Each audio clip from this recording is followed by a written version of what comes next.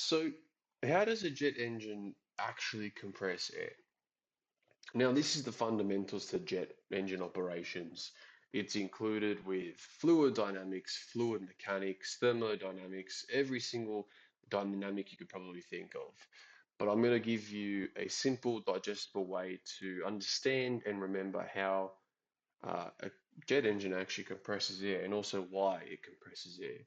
So, inside the engine, we have a compressor, which is made up of multiple stages. Now, a stage is comprised of a rotor and a stator. Rotor meaning it rotates, so one of these fan stages rotates, and then in the middle you have a stator over here. Now, before we get into it, I just want to answer a question that I think is quite important. Now, why do we need to compress air in a jet engine? What's the real reason for compressed air? Do we need it? Why? The reason is the more air we can compact, the more oxygen we have in a smaller space.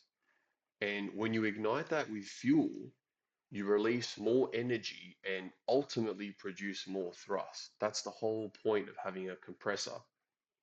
Now, the core principle follows like this. There's a rotating blade which accelerates the air and increases velocity. So this blade is pushing air through the compressor. The stator vanes, these ones here, they don't move. So they slow the air back down and give it a bit of directional stability. Now, when you slow air down, the pressure starts to rise. And as you do this over a multitude of stages, you start to increase the pressure as you go. So it gets more pressure here, more there, more there, more there, more there, the whole way through. Yes, they don't exponentially increase per stage, but it's a gradual increase in order to maintain stability throughout the system.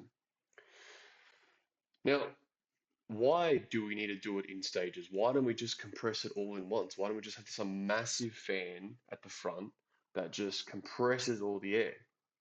Well, quoting my videos with surging and stalling, we know that if you exceed the limitation of the blades, you start to create instability with inside the system.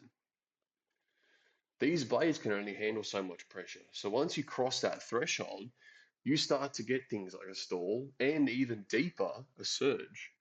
The airflow will start to separate and you can start to cause havoc within the system. And that's obviously not good. So simply put, to think of a compressor, think of it like this. You want to speed the air up. You want to speed the air up through here.